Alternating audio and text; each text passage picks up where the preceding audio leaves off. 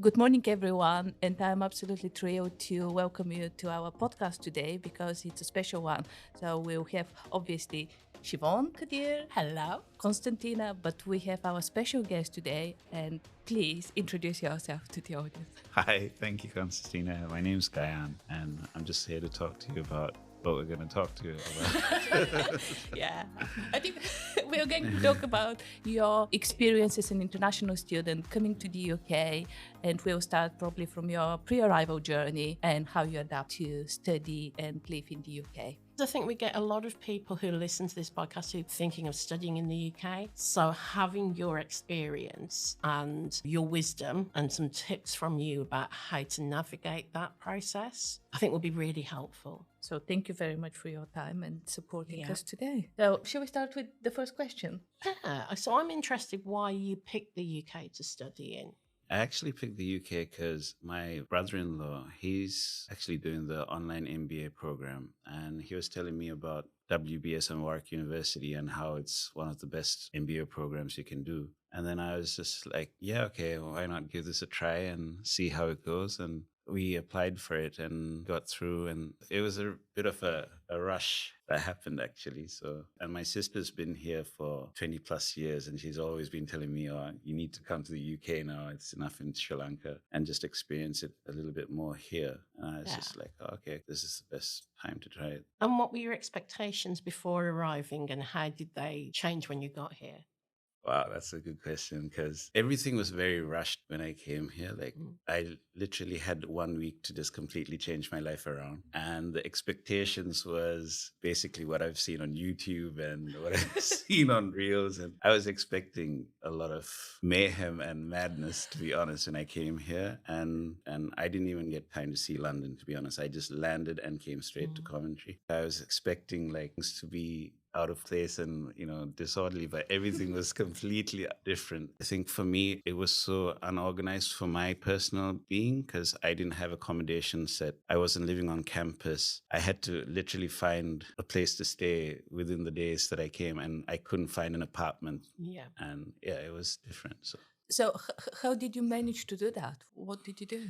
Well, to be honest, I stayed at a hotel for 2.5 months for the I could not find an apartment because there was just really no time for me to go because it was just full on from the day we started till 2.5 months later. We really didn't have much time to just go look around for apartments and stuff. And even the day I found my hotel room, there was just events at every other hotel, and I just found this hotel to stay at. So it was quite busy and hectic at the same time. So what will be your advice if other people are planning to come to the UK? Well in advance, should they plan their accommodation and sorting where they'll be living?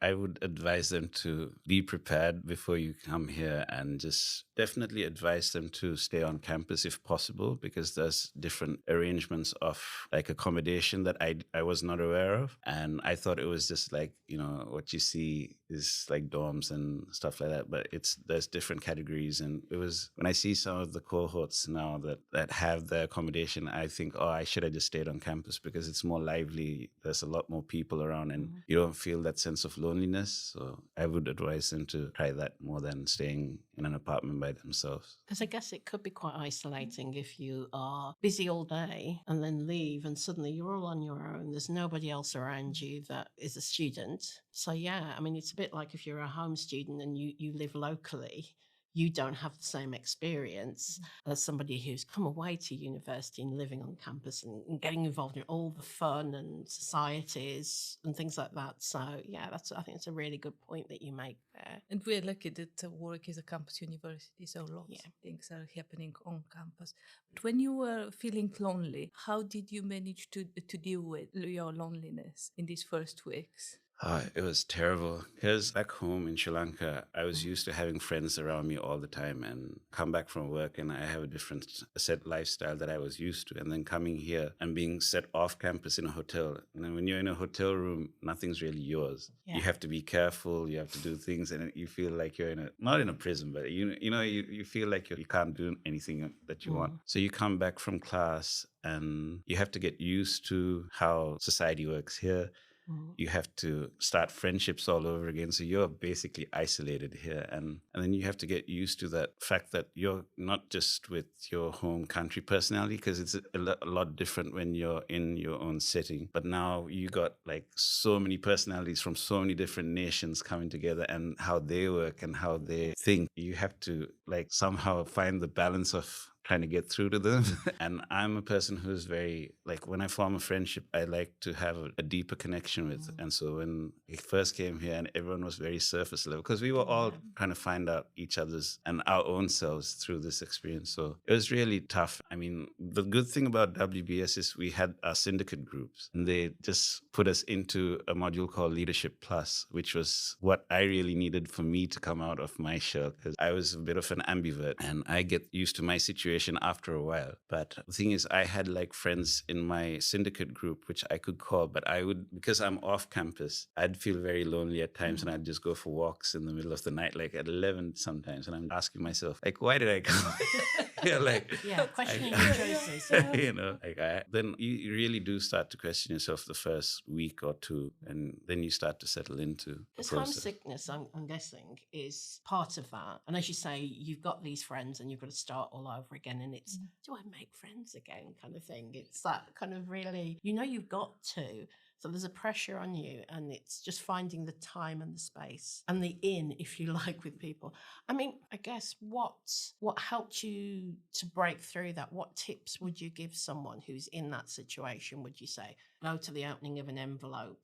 Any events on campus, just go to them and mix with people, or what did you do?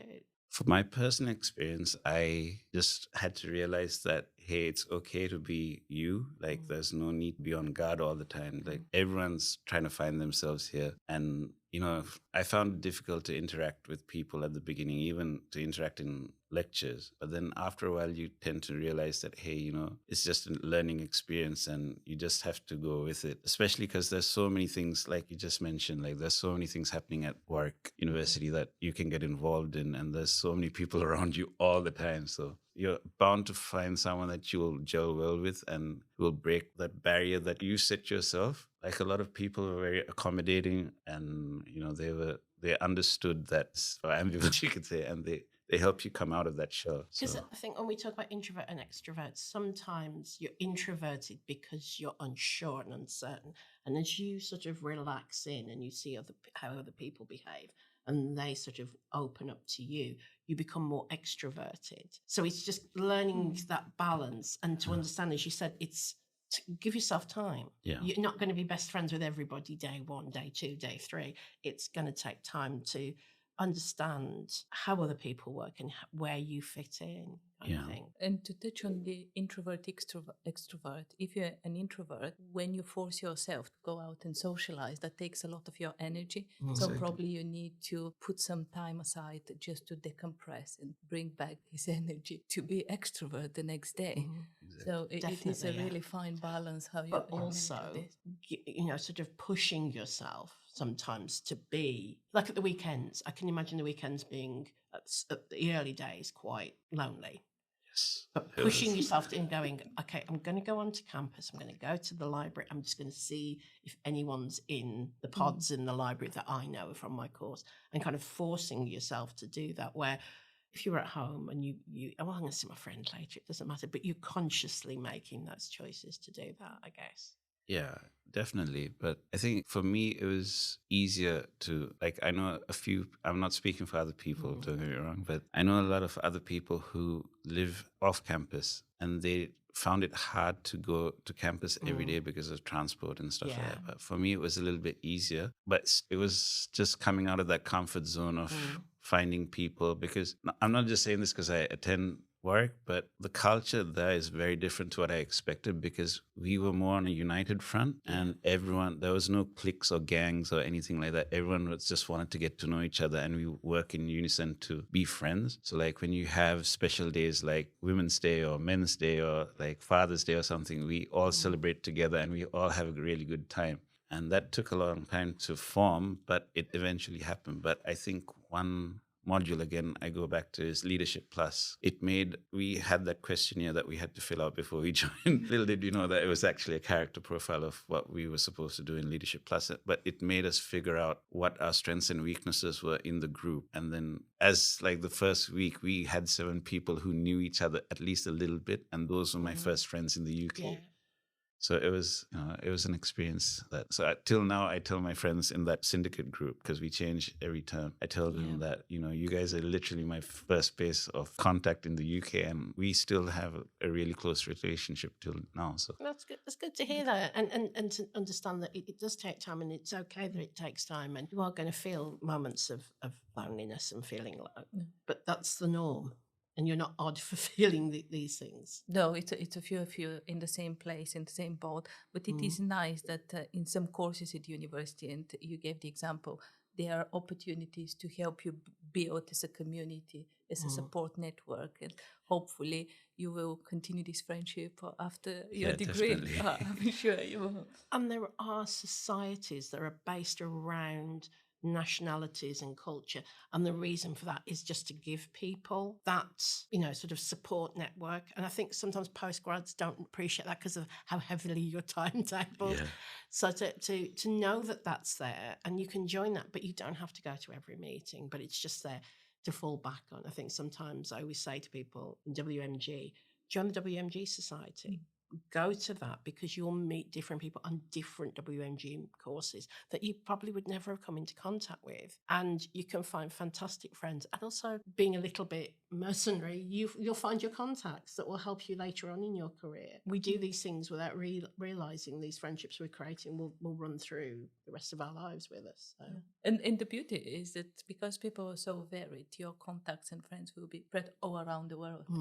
So it's not just limited, let's say, to the UK, but it will be international, beautiful experience. So touching on British culture, what was the aspect that you really found quite challenging adapting to the British culture? There was not much of a challenge, to be honest, because I was in Australia and New Zealand most of my upbringing. So it was very similar when I came to the UK, but I guess just getting used to the culture in the sense of, I found at the beginning that people are very reserved, and they're not as, like in Sri Lanka, if you have a conversation with a random person, you're going to get like hospitality at its greatest.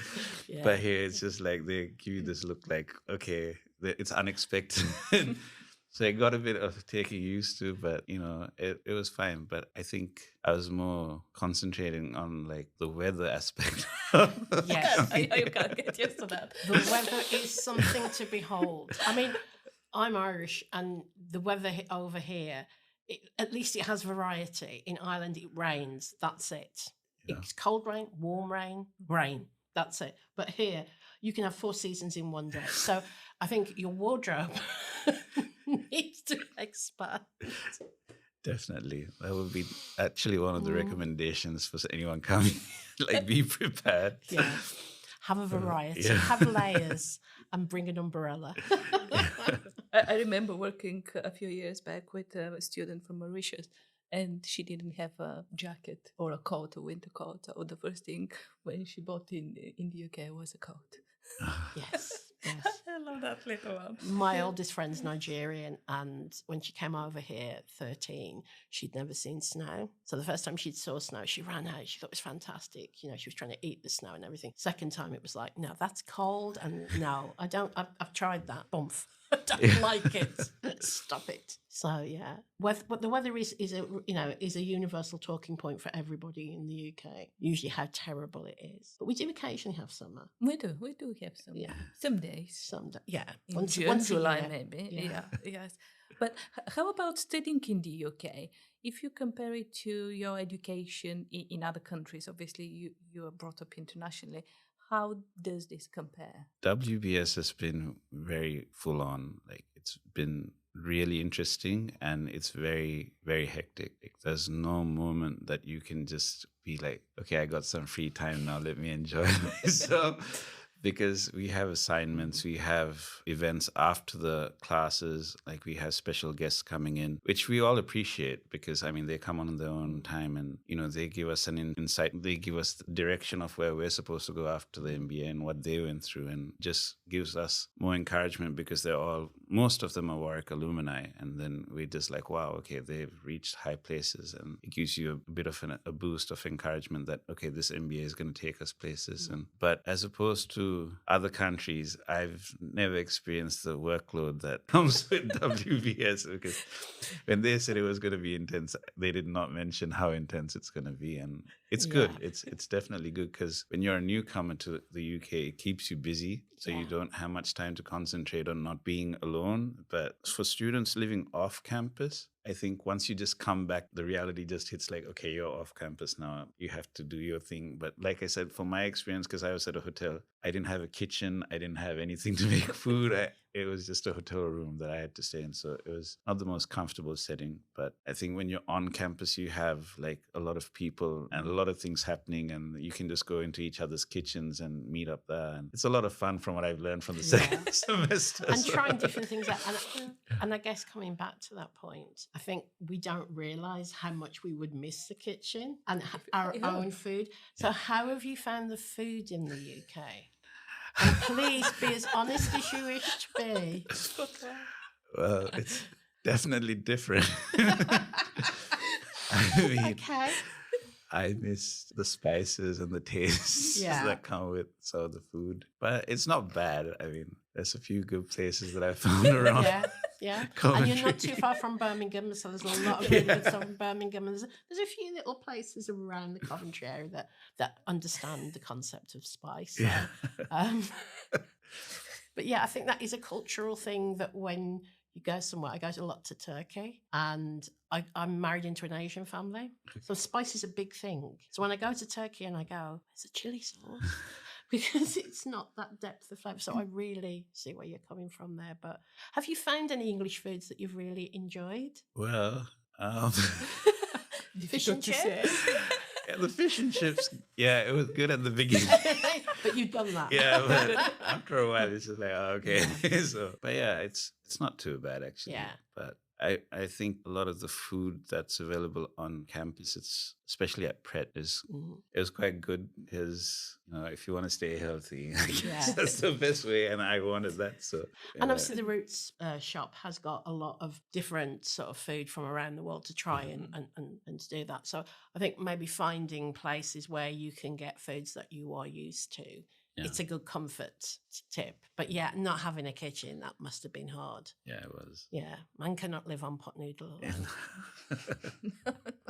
What things do you wish someone had taken you to one side and told you to expect before you came to the UK or to university? I think if someone had told me like how it was going to be in terms of understanding how to be when you first come here, and understanding that you have to bring out a certain personality and that it's okay just to be you, I think that would have helped me in my first month, because my first month here was the loneliest month I experienced, and it was really, really hard. And I'm just grateful that I had a very strong network, like a support system back home, and they would always check up on me, and they would make sure that everything's okay. But for a person that might not have that same support structure, I would definitely recommend that they would get involved with as much as possible on campus, and try and meet new people. And because wherever you go, you're going to meet new personalities, but you need to feel comfortable in your setting and your environment. So just getting used to everything was just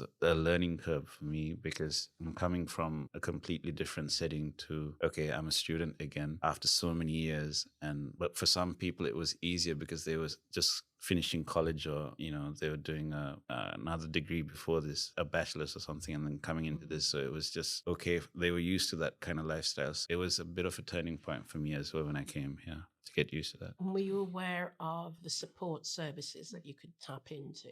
Was that sort of, did someone say to you, look, if you're really struggling with homesickness, you can go and see someone in wellbeing? Well, no, I didn't really have any knowledge on that. No one told me that. There was people were just saying, there's societies, and you can go more involved in church activities. So they said the chaplain, and you can go to these societies here. And so I was just like, okay, let me try this.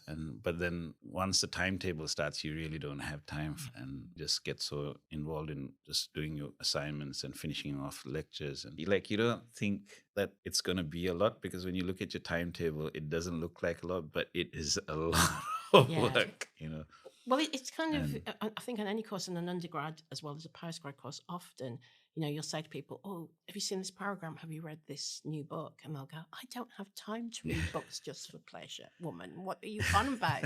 And, sort of that's something that I think does take a little while to get used to again. It does. And it's not just courses at WBS. We know that other parts of the university have very intensive program. It seems that you have just 9 modules, but these modules are full on it. You're right, you need to do the further research, your assignments and so on. But I wanted to go back to the support that the university could have offered you, or what we as university could have offered to support your transition. I think they have like a support system for people who want to just talk to a counselor. Like they have on-site counselors and stuff like that, to my knowledge. But the thing is, it was just done through one workshop, and we didn't really get a chance to experience any of that because we just depended on ourselves. It was more of us just getting used to the place, and some people were more scared that it might go on record than anything. Yeah. So they tried to avoid that situation because they didn't feel psychologically safe to just go and check it out. And I think if there was something like that, it might just, or have like some videos before coming to work to say, okay, this is what it's going to be like. You can come and have these things that will help you get over your loneliness or being homesick and stuff like that. So what we might do is actually put some stuff from UK CSER in underneath this podcast, just to explain that there's lots of transitioning within the UK and transitioning back from the UK. So we will include that. But I think we would both emphasise nobody considers anyone reaching out for support here in the UK in a negative way, and it's not recorded, and it actually is a sign of great strength to say, I need that help. So I think if you're listening to this and you come to the UK, and you do get bombarded the first month, I would say, with a lot of different messages about there's this, and sometimes to absorb that and to think, oh yes, and come back to it. So I would always say reach out, speak to personal tutors, speak to academics, speak to support staff, because often support staff will just be able to just listen and just say, that's okay. Do you want to see someone in wellbeing? And they will signpost you. And it isn't considered as a negative thing. So I think it's good that you've raised that so we can just clarify that. Yeah. It's a good one. And the other thing is all support staff, well-being staff, career staff, we adhere to confidentiality. Yeah. So we'll never share any of the conversations we have with our clients. It is very important to us, and that's our code of practice. And I think we're both of the mindset that we like to nurture and motivate and build. So we might, in a one-to-one conversation with a member of staff, you might turn around and say, well, try this, go here, talk to this person. So yeah, I guess overall, do you think your identity, your cultural identity has changed through having this experience in the UK? Do you think you will look at things differently from here on in? Oh, definitely. I've learned so much coming here, and it's been an interesting journey, to say the least, because like back home in Sri Lanka, it's really easy to get things done, and coming here and having to find out how things work and then what the processes are, and then having to do everything again from scratch. It was an experience again, because once you're used to something for like 20 odd years of working in one unison, like then coming here and getting a culture shock it's a bit of a different thing. But one thing that's helped me and transformed me is just the fact that I've become a very strong-minded person through this, and I realized that I thought I was in Sri Lanka, but coming here and having to be on all the time and just be on the ball the entire time, makes you a stronger person, because you have to survive somehow. And then when you get prepared, when you go for events at the Shard, and when you go for all these meet and greets and networking events, you realize, okay, this is what's expected in the UK. It's a different level. It's not the same game as back home. You have to be prepared for this. So you've really developed your resilience. Adaptability as Yes, well. Definitely. flexibility. Yeah. All things that are fantastic for your career long term. So Yeah, they're some of the key skills required nowadays. Adaptability is being quoted so many times. So, is there any particular strength that you've discovered through this journey that you hadn't realized you had before? Oh, yeah, I think if I just elaborate a little bit on like mental strength, because being alone here was very different. Because in Sri Lanka, I could go for a drive. I had exit points, like a coping mechanism. You could say I could go to the beach or something like that. But here, there's no beach. no. Not in common thread, sorry. And then coming accustomed to the climate and having no sunshine, it kind of makes you a bit moody as well. Yeah. And, going to the park and having, because my sister was just like, Coventry's safe, but don't push your luck. Like, don't go out in the nights and just ask for trouble. And I had one small occurrence at the city center one day, and that kind of changed my perception of going out after like classes and stuff, because I just needed to go for a walk for everything just to come down to a normal level after like a full day of lectures. And when you don't have an option but just keeping yourself aligned with what's going on, and it definitely makes you stronger mentally and just prepares you for what has to come. So I think this was a great process for me, because for me to be isolated and then doing everything on my own strength again after having a cushy life back home, it was a definite game changer for me again. Now I can just get through anything, I think, with what I went through the first 2.5 months of staying here. So, Well, that's the growth mindset, isn't it? Nothing grows in the comfort zone. You have to definitely. step in. You stepped big. It was a big step into the other zone. Yeah. So, Gayan, I think we're coming to the end of our discussion. But what will be one piece of advice you will give to any international students coming to the UK to undertake a course here? I think my biggest piece of advice would be just don't be scared to be you, and be prepared to just be the best that you can be. And you might know what you're doing where you are right now, but you have no idea what you're going to be doing later on. So it's always just a learning process. And you could be 20, 30 or 40, but every day is a new day that you're going to learn something new, and you should be open to learning that and taking it as it comes. You have to have a lot of humility in this journey, because it's a lot of different cultures coming together, and you can't know everything without learning something through it. So That's everybody, isn't it? I mean, I learn something new every day. I think it's just that the diversity at Warwick is so fantastic. Winning 3 of our students to international, it gives us as an institution and as people, it gives us so much. Yeah. I feel. Yeah, and we're often humbled to be working with such a Yeah. diverse pool of intelligent students and alumni. Definitely. Thank you. Thank you so much for coming in and talking Thank you. to I us. It's appreciate been a your pleasure. time. thank you for having me. It was a pleasure to talk to you. Thank you. Bye-bye. Bye. Bye.